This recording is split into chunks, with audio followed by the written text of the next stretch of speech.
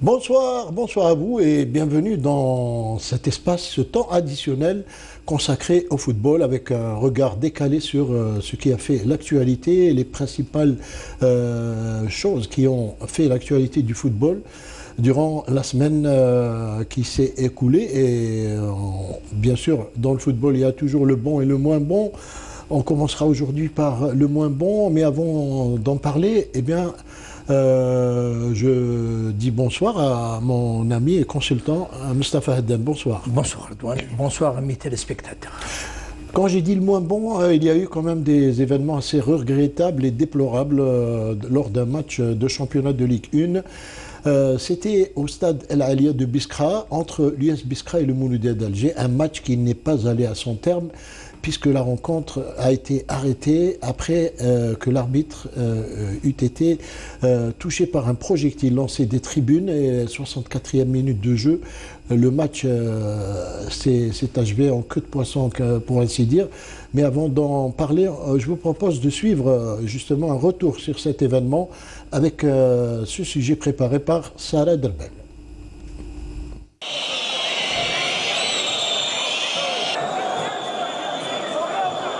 Le phénomène de la violence dans les stades est en train de prendre des proportions alarmantes. Les pseudo-supporters semblent attendre les matchs de football pour s'exprimer, certainement de manière négative. Une fois de plus, lors du match opposant le Mouloudia d'Alger face à l'US Biskra, l'arbitre principal Bozangar a été touché à la tête par un projectile. L'homme en noir a décidé par la suite d'arrêter la rencontre à la 67e minute de jeu, alors que cette partie se déroulait le plus normalement possible, avec des fans biskris présents en force dans les gradins.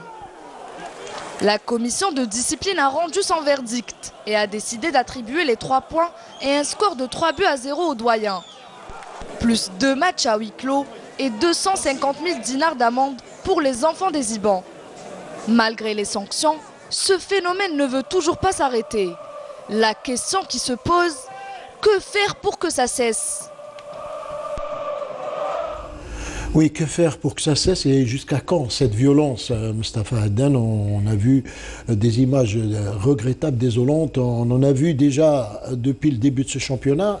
Ça en fait 2 avec ce qui s'est passé à Tizi Ouzou la dernière fois lors du match JSK-CRB. Alors aujourd'hui, on se dit pourquoi, comment, que faire pour arrêter cette violence qui n'existait pas, on va dire, dans les années 60 et 70 et qui a commencé a germé un peu il y a à peu près 2 décennies.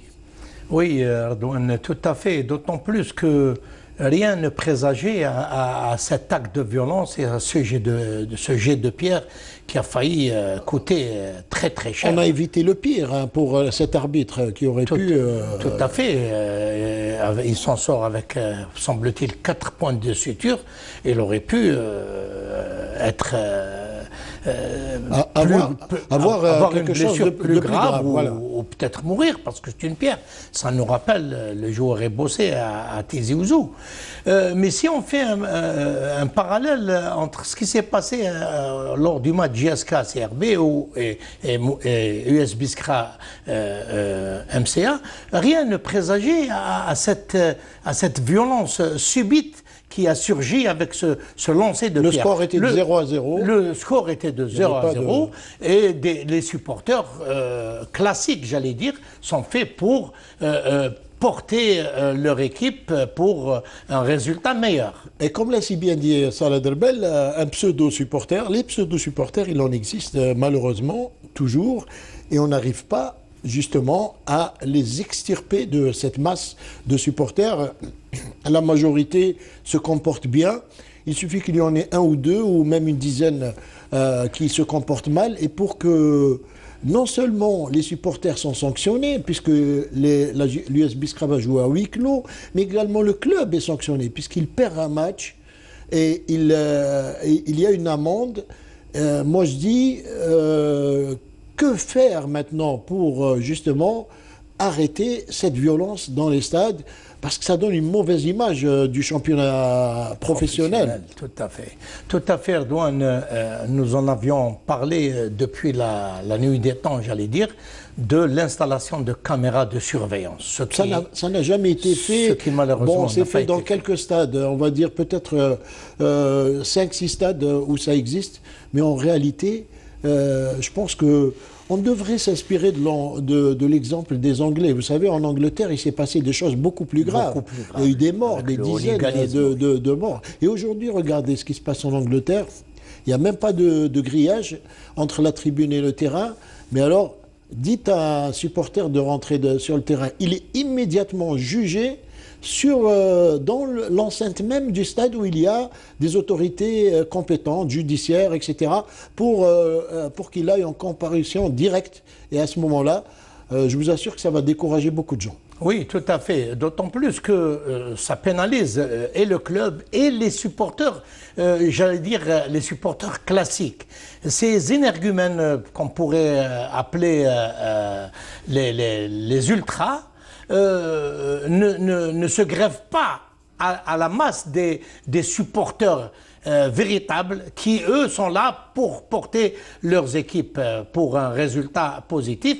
C'est des ultras qui ne se grèvent pas, je disais, à la masse des véritables supporters qui apportent la violence et le plus souvent, pour se montrer plus royaliste que le roi, sèment la violence dans les stades et la transpose même sur le terrain avec ce qui est arrivé à l'arbitre du match USB Mouloudia d'Alger. Alors, que faire, Moustapha Hadden? Est-ce qu'il faut imposer dans le cahier des charges l'installation de caméras systématiques dans tous les stades? Le stade qui n'a pas de caméra, eh bien, ne pourra pas accueillir un match de Ligue 1 ou de Ligue 2. Bon, la Ligue 2 ne sera plus professionnelle la saison prochaine, mais je parle des matchs de Ligue 1, parce que ça fait vraiment mauvaise image. Ça ternit complètement l'image du football professionnel, entre guillemets, de Ligue 1. C'est le moins que l'on puisse dire, c'est installé dans l'immédiat. Ceci a déjà figuré, je pense, par le passé. Installé, oui, mais les utiliser de manière rationnelle. C'est-à-dire, il faut qu'il y ait des suites. C'est bien de filmer les gens dans les stades, mais il faut qu'il y ait tout un mécanisme qui se met en place pour que les supporters identifiés, les mauvais supporters identifiés, ne puissent plus remettre les pieds dans un stade. Oui, c'est ce qui devrait se faire. Si on fait encore un parallèle avec ce qui s'est passé lors du match JSK-CRB, les fautifs ont été, semble-t-il, filmés. C'est le président de la JSK qui le dit. Ils ont été traduits en justice. On ne conteste pas la décision de la justice, mais personnellement, j'étais surpris de voir ces individus qui ternissent l'image du football, qui amènent la violence dans les stades, qui ont été relaxés. Bon, on ne sait pas maintenant ce qui s'est passé, parce que la justice agit quand même sur des faits, des preuves concrètes. On ne va pas interférer dans les affaires de justice, mais déjà c'est une première, on va dire, c'est un premier pas positif. Le fait de traduire ces gens-là devant la justice, c'est déjà bien, parce que ça a été fait sur la base d'images filmées de caméras. Mais en dehors de tout cela, je pense que pour peut-être conclure sur ce sujet, on va également parler il y a un travail d'éducation, un travail en amont qui doit être fait par les clubs également, en direction des supporters. Tout à fait. Autrefois, ça se faisait. Les supporters, il y avait cette communion entre la direction du club et les supporters, et puis il faut leur faire comprendre qu'ils sont en train de pénaliser leur club, qu'ils disent aimer. Quand on aime un club, on ne peut pas lui infliger une défaite par pénalité, et également des amendes très lourdes au moment où les clubs sont endettés. Tout à fait. Par le passé, bon, nous ne sommes pas véritablement nostalgiques, mais c'est des situations vécues. Il n'y avait pas cette violence dans les stades. Il y avait même des stades où il n'y avait pas de barrière. Les supporters au stade du 20 août, par exemple, les supporters étaient autour du terrain.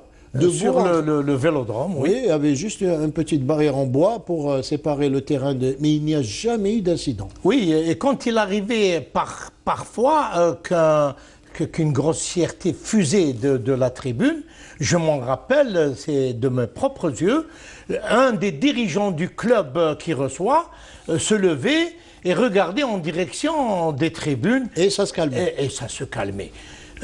Aujourd'hui, il y a un travail très profond à faire au niveau des clubs en premier. Et là, j'ai vu que le président de l'USB, à qui il faut rendre hommage, a déjà fait et est en train de faire ce travail en parlant aux supporters dans les cafés. Eh bien, tant mieux. En tout cas, c'était la conclusion concernant ce sujet.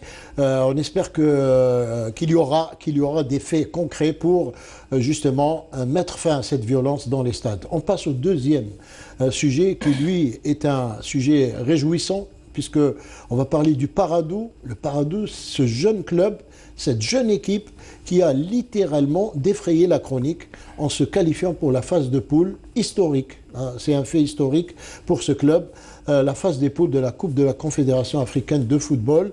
Et on peut dire, on utilise même peut-être une expression un peu, une métaphore un peu imagée en disant que le Paradou se retrouve au paradis pour faire un jeu de mots, parce que véritablement ces jeunes joueurs ont réalisé 2 performances, mais alors les 2 dernières qui sont tout à fait, on va dire, exceptionnelles. Ils ont réussi à battre le club sfaxien de Tunisie 3-1 au stade du 5 juillet, ils se sont qualifiés avec panache, et cette fois ils ont battu Kampala City 4-1.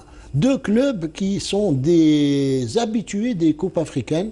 Sfax l'a même remporté à plusieurs reprises, et donc ça démontre aujourd'hui qu'ils ont réalisé un véritable exploit. C'est véritablement un exploit, c'est historique comme vous le dites. Le Paradou a pratiquement éclaboussé cette poule de qualification, je dirais. Donc, se permettre, et avec quel panache, battre le CS Sfaxien et Kampala, qui sont connus sur la scène footballistique africaine. Et retour sur cet exploit, puisqu'on parle d'exploit, avec Sarah Derbel. Pour sa première participation à une compétition continentale, le Paradou Athletic Club s'est brillamment qualifié pour la phase de poule de la Coupe de la Confédération africaine. Après avoir arraché un précieux match nul lors de la manche aller à Kampala, les jeunes pakistes ont frappé un bon coup en décrochant leur billet qualificatif grâce à une large victoire de 4-1 sur l'équipe ougandaise. Malgré un paquet d'absents, les protégés de Tchalo ont remporté cette victoire avec l'art et la manière. Félicitations aux joueurs. C'est historique. C'est historique parce que je pense n'est pas seulement la question d'arriver à la phase du groupe, c'est la question des équipes que nous avons éliminées. Avec Sfax, avec Kampala, avec Kamsa, c'est tout à fait les champions d'Ouganda. J'espère que même الشعب تاعنا راهو fier d'une équipe qui met le Paradou, qui produit, Inch'Allah, normalement un bon jeu. Mais il faut savoir que pas mal de jeunes joueurs هنا عندنا ما عندهمش même pas 3 matchs في رجلهم en première division تاع الشامبيونات تاعنا. واليوم دخلوا وبارتيسيباو même en Afrique وعندهم دو طون دو جو un peu plus pour la compétition africaine que le championnat تاعنا. Donc احنا pour nous c'est une autre fierté. باللي peut-être la politique تاعنا تاع la formation هذه non seulement على حساب لي ترانسفير اللي عندهم يسون تري بيان ميدياتيزي الحصن اللاعبين اللي راحوا مي هذوما اللي راهم عندنا هذوما ثاني كبينوا باللي لا بوليتيك تاعنا هذه باللي نقدروا نامنوا بها encore plus. Le Paradou Athletic Club est en train d'écrire une nouvelle page de son histoire, avec des joueurs qui ont confirmé leur bonne performance et dont la moyenne d'âge ne dépasse pas les 23 ans.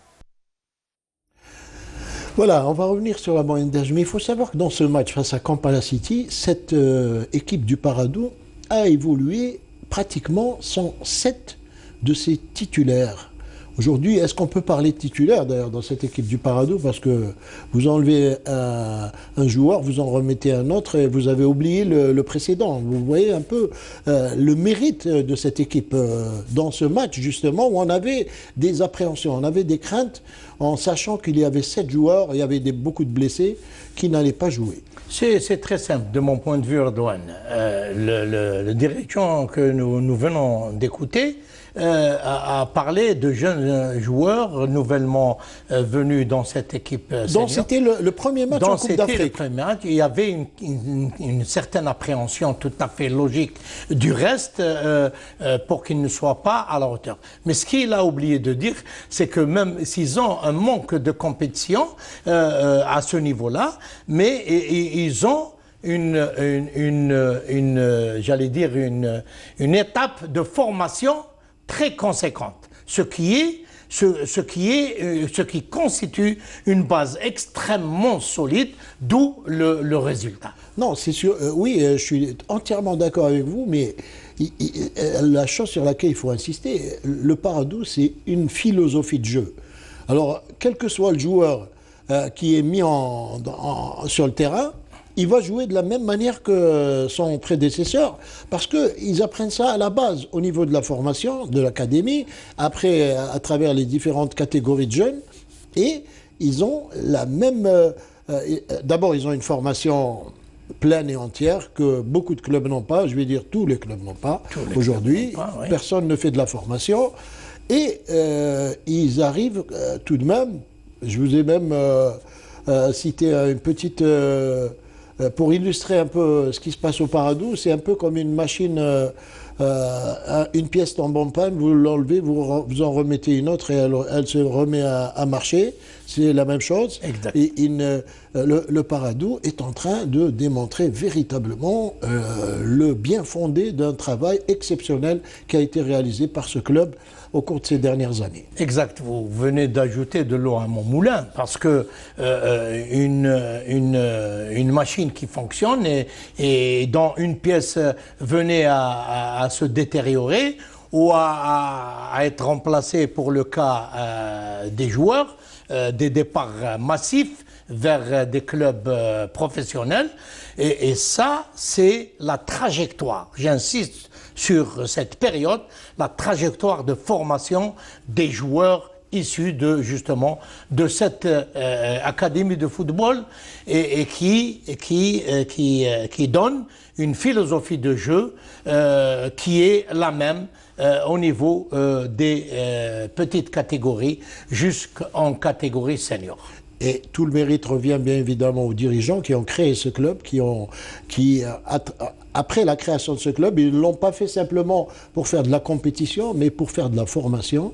Et tout est à leur mérite dans justement ce projet. C'est véritablement un club à projet, le Paradou, ce qui n'existe pas ailleurs, puisque dans les autres clubs, on achète les joueurs, on les revend, quelquefois on leur donne des salaires astronomiques et on n'arrive pas à rentabiliser, alors qu'au Paradou, aujourd'hui, on n'achète pas, on vend les joueurs sur le plan international. Vous avez vu combien de joueurs ont été transférés à l'étranger? C'est unique dans notre football. Oui, c'est un grand mérite, on ne cessera jamais de le répéter pour ces responsables du Paradou et par votre conséquence du centre de formation du Paradou qui produit des joueurs d'abord qui ont été vendus au niveau international, comme vous venez de le dire, mais aussi qui pullulent dans les différents clubs de championnat de Ligue 1 professionnelle et de Ligue 2 également. Et regardez dans les jeunes catégories, même dans la catégorie de réserve, la place qu'occupe le Paradou dans les classements, ils sont toujours parmi les 2 ou 3 premiers.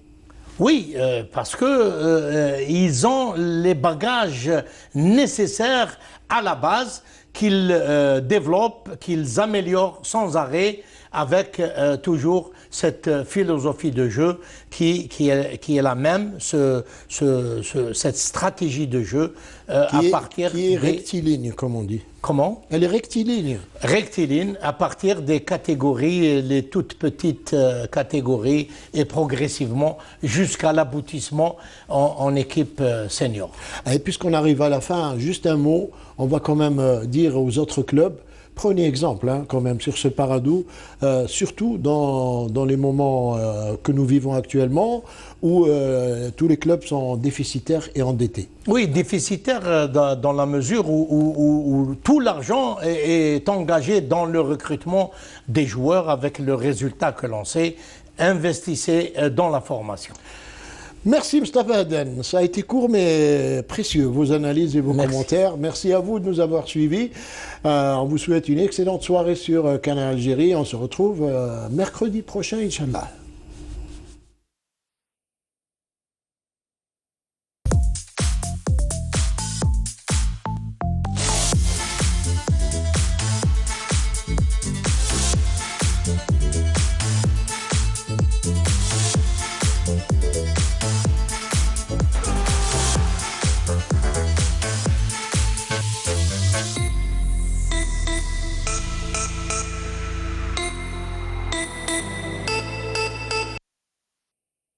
Au rendez-vous du savoir, à la rencontre de la littérature, au carrefour des idées, à la lumière de l'histoire, au cœur de l'imagination, à l'échelle du monde. Avec le Sénégal, pays invité d'honneur. Le livre, un continent. Sous l'égide du ministère de la Culture, la 24e édition du Salon international du livre d'Alger, du 31 octobre au 9 novembre au Palais des Expositions des Pins Maritimes.